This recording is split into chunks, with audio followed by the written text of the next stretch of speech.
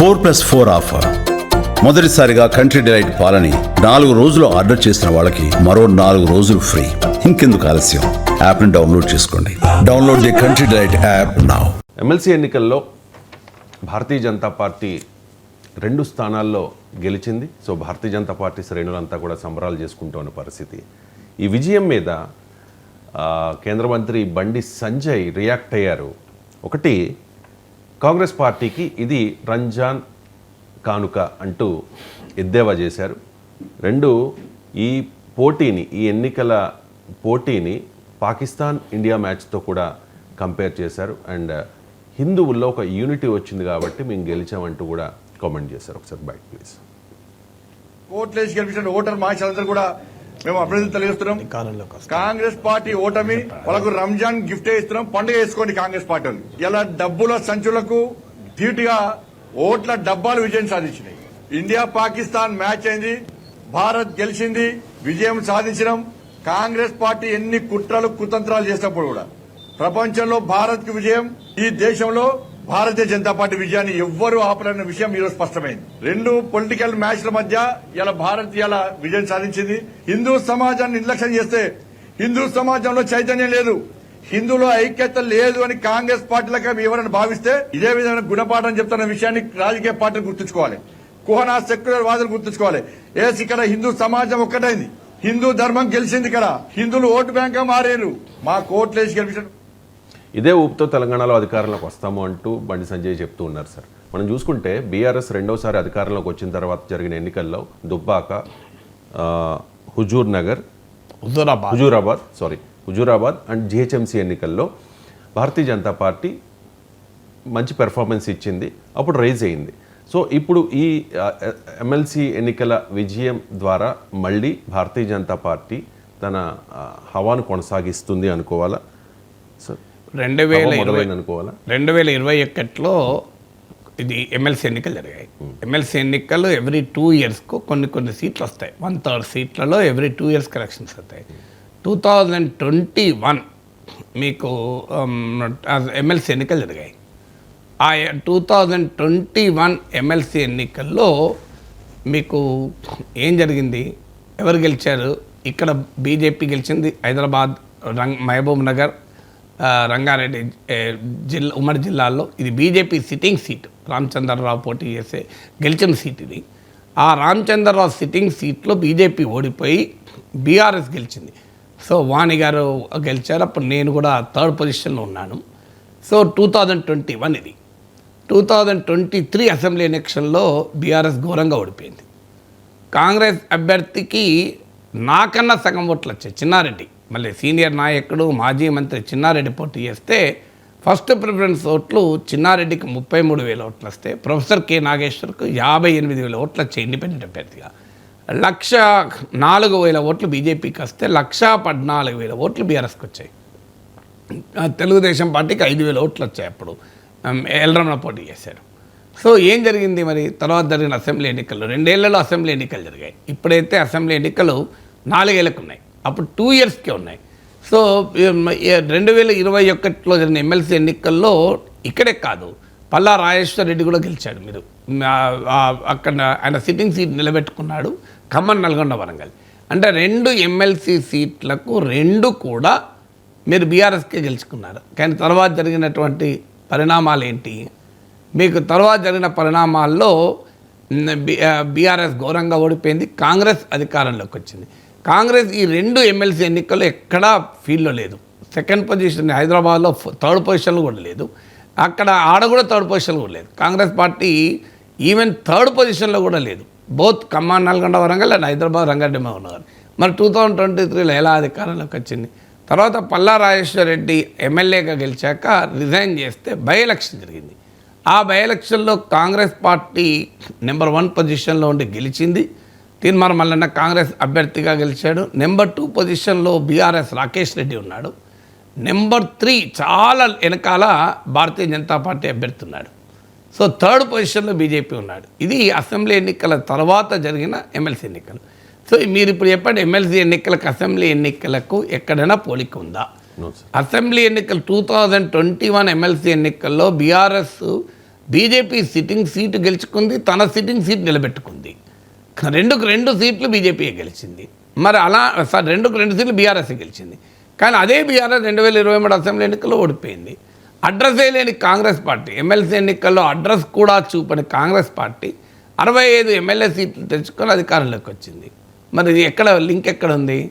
So ఇది మీకు మొదటి కంపారిజన్. రెండో కంపారిజన్, హుజరాబాద్లో ఉప ఎన్నిక జరిగితే బీజేపీ అద్భుతమైన విజయాన్ని సాధించింది.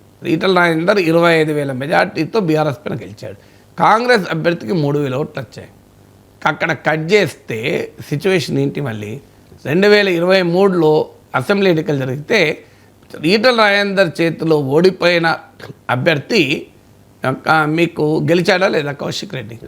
మీకు అంతకుముందు కాంగ్రెస్ అభ్యర్థిగా పోటీ చేసి ఓడిపోయాడు చరిత్రలో.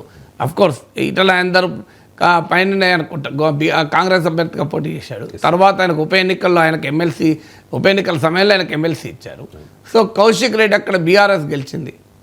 మీరు ఈటల రాజేందర్ 25,000 మెజార్టీతో గెలిచిన సీట్లు ఎట్లా ఓడిపోయాడు చెప్పండి? 25,000 మెజార్టీతో గెలిచిన సీట్లలో ఓడిపోయాడా లేదా? దుబ్బాకలో బీజేపీ 1000 ఓట్లతో అద్భుతమైన విజయాన్ని సాధించారు రఘునందన్ రావు. మళ్ళీ వెంటనే అసెంబ్లీ జనరల్ ఎలక్షన్స్లో 50,000 ఓట్లతో ఓడిపోయాడు. 50,000 ఓట్లతో ఓడిపోయాడు. అంటే ఉప ఎన్నికల ఫలితాలు నిజం కాలేదు, మీకు ఎమ్మెల్సీ ఎన్నికల ఫలితాలు నిజం కాలేదు. ఇక హుజూర్ నగర్ కాంగ్రెస్ సిట్టింగ్ సీట్లో కాంగ్రెస్ ఓడిపోయి బీఆర్ఎస్ గెలిచింది. నాగార్జున సాగర్ కాంగ్రెస్ వెటరన్ జానారెడ్డి ఓడిపోయి బీఆర్ఎస్ గెలిచింది. హుజూరాబాద్లో 3,000 ఓట్లు వచ్చాయి. జిహెచ్ఎంసీలో 2 సీట్లు వచ్చాయి కాంగ్రెస్ పార్టీకి. ఇంత ఘోరమైన పరాజయాలు పొందాక 2023 అసెంబ్లీ ఎన్నికల్లో 60 సీట్లతో కాంగ్రెస్ అధికారంలోకి వచ్చింది.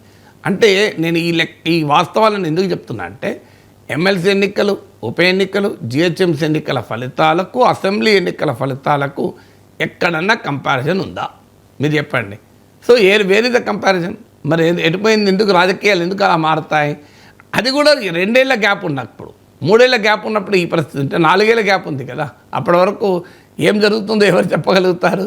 అందువల్ల ఇక మీకు కరీంనగర్, ఆదిలాబాద్, నిజామాబాద్, మీకు మెదక్, ఈ ఉమ్మడి జిల్లాల నిజమే పట్టభద్రుల సీట్లో బీజేపీ గెలిచింది. కానీ కాంగ్రెస్ అభ్యర్థి కూడా చాలా బలమైన పోటీ ఇచ్చాడు.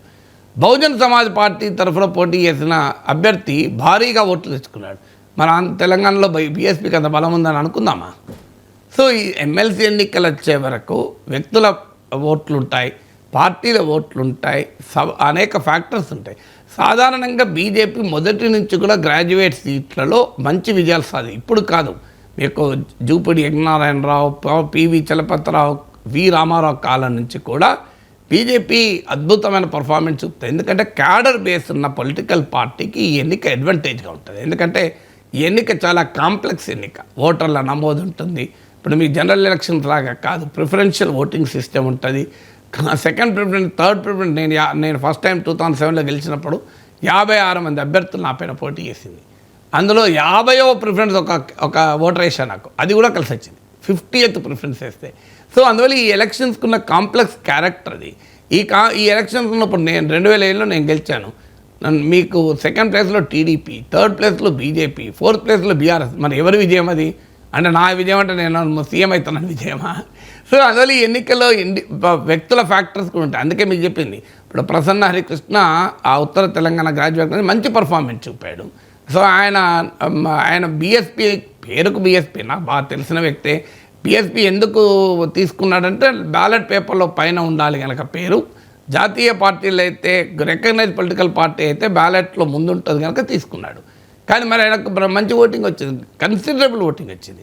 ఇక్కడ ఇంకొక మైండ్ కూడా ఏంటంటే ఇక్కడ బీఆర్ఎస్ పోటీ చేయలే. మరి బీఆర్ఎస్ ఓటు ఎటుపోయినాయి? బీఆర్ఎస్ ఓటు బీఎస్పీ అభ్యర్థికి పడ్డాయా, బీజేపీ అభ్యర్థికి పడ్డాయా?